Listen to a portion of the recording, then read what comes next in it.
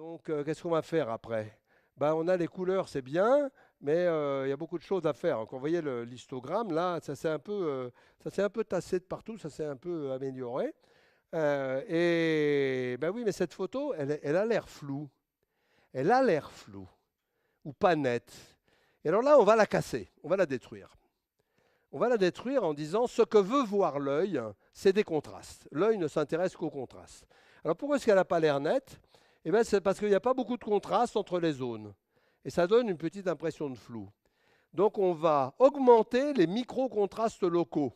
C'est-à-dire quand il y a une frontière où il y a un peu de contraste, on va le rendre plus fort. Donc mathématiquement, on va dégrader la photo, mais par contre, on va avoir une photo qui a l'air beaucoup plus nette. Alors les téléphones le font beaucoup trop, ce qui fait que si vous imprimez, vous allez avoir des trucs bizarres, ça exagère, mais sur vos écrans, vous avez toujours l'impression que vous avez pris des bonnes photos, ce qui est sympa.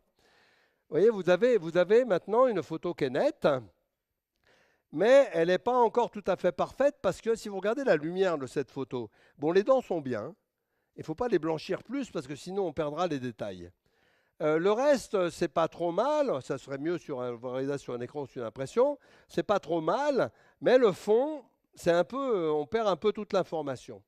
Donc on va faire une autre opération qui est faite dans tous vos appareils téléphones maintenant, c'est de dire, bon, on va aider notre œil, on va éclaircir un peu les zones sombres, mais en sachant ce qu'il y a dedans. Par exemple, là, vous voyez, vous voyez rien là, hein, ok? Là, on voit rien. Bon, alors là, vous faites rien, c'est l'appareil qui le fait en général.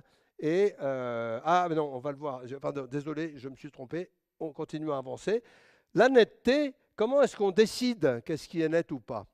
Eh bien, avant de parler de la lumière, la netteté, eh bien, en fait, les objectifs ont une propriété, surtout sur les grands capteurs, c'est que le centre est toujours bien net et les bords beaucoup moins.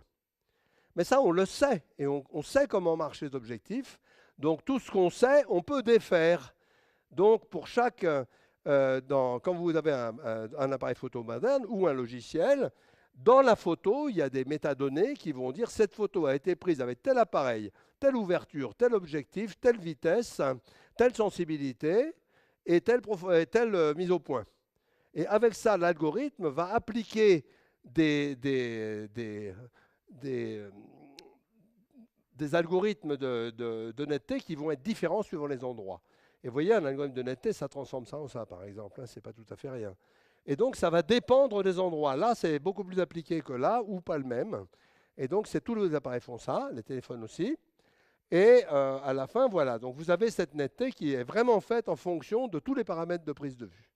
Ça, évidemment, ça n'existait pas en argentique. Hein. Voilà, ça n'a pas changé beaucoup l'histogramme, sinon que vous voyez ces petites pointes là qui montrent qu'il y a justement des contrastes qui ont été générés, ces petites pointes locales.